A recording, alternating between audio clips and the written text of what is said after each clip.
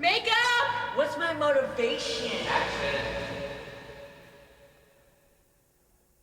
You have 6 weeks or less to live, unless you have brain surgery. Imagine being told this as a 5th grader.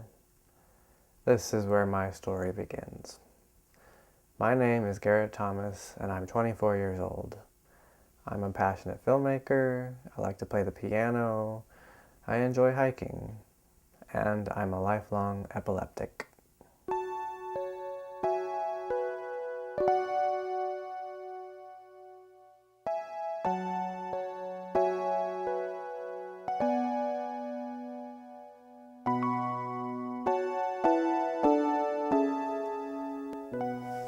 Back in 1996, on the night of my grandfather's funeral, in fact, was when my very first seizure occurred.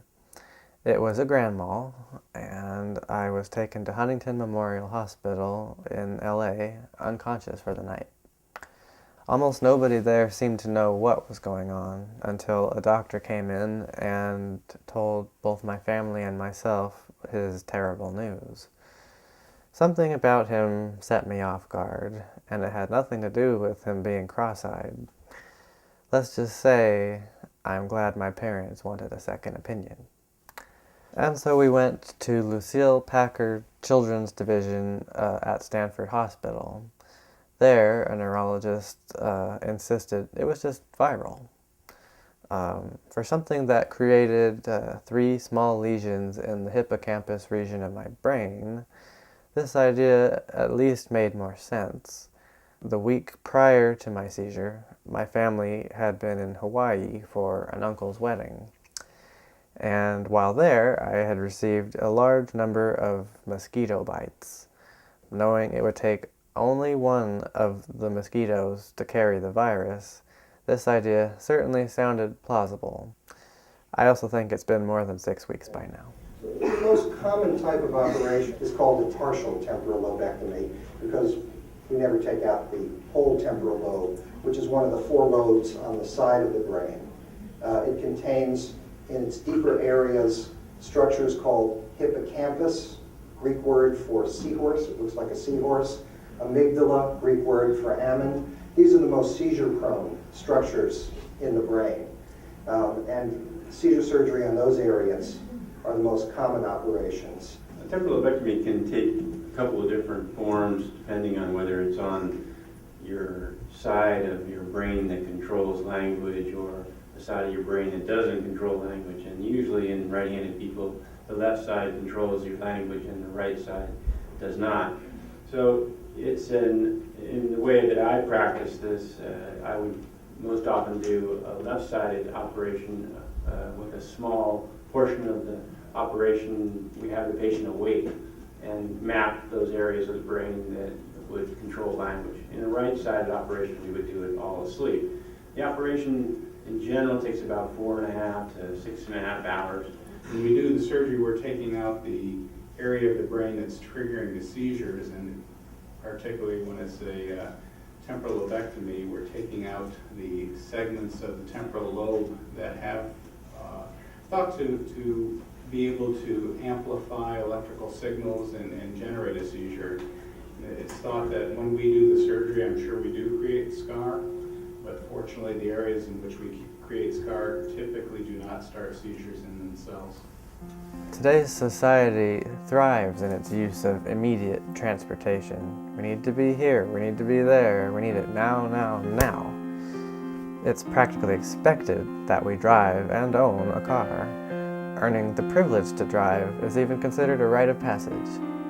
That's why it sure stank when my license was taken away.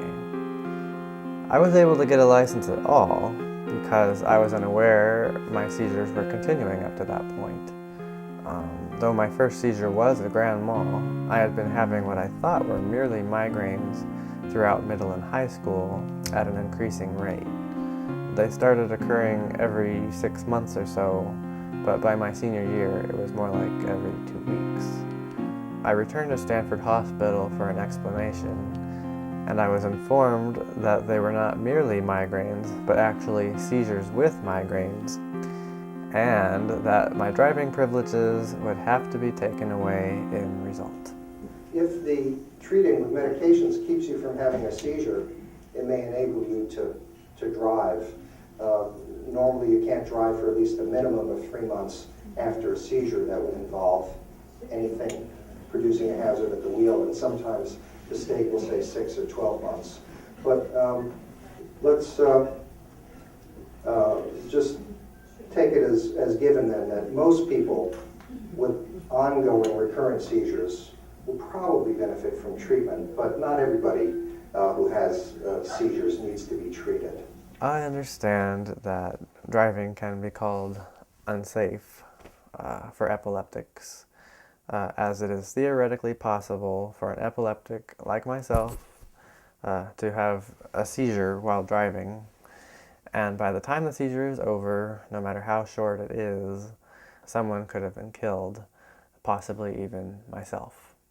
In order to regain the driving privileges I once had, I would have to be able to go for 6 months without having any seizures. I'm glad that we haven't really used the term anti-epileptic medicines here very much, because I don't like to use that word. I call them all anti-seizure medicines. So epilepsy... Because they don't cure. Right. Epilepsy is a group of conditions in which the main symptom is seizures, and all of these medicines that we're talking about today suppress seizures when you take them, and if you stop taking them, they stop suppressing seizures. And so if whatever is driving the seizure disorder is still there, which it usually will be, then the seizures will come back. 2 times out of 3, the seizures can be adequately controlled with medicines. But the 1/3 of people who aren't controlled is still a really large number of people because epilepsy is so common.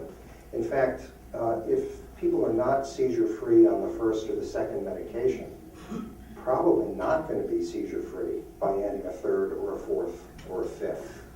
After switching over to the adult section of Stanford Hospital and getting a new neurologist, I began using an anti-seizure medicine known as carbitrol, which I continue to use to this day. It helped me surpass the 6-month no-seizure requirement, allowing me to go 7. And after jumping through some hoops, I was able to get my driving privileges back. However, I was set back by having my first grand mal seizure since 5th grade during college, and my license was yanked away once again. So what carbitrol is an extended release formulation of carbamazepine, and carbamazepine is the generic name of the drug that's in the product, Tegretol. So carbitrol is an extended release carbamazepine. Tegretol XR, if you've heard of that product, is also an extended release carbamazepine product. Some medications cannot be made extended release. For example, Neurontin might gabapentin 3 times a day. Some of them are, it depends on how they're cleared through the system. And many of the drugs are cleared through liver metabolism, and some are cleared through the kidneys, or primarily through the kidneys. So how easy is it to switch from one medicine to another?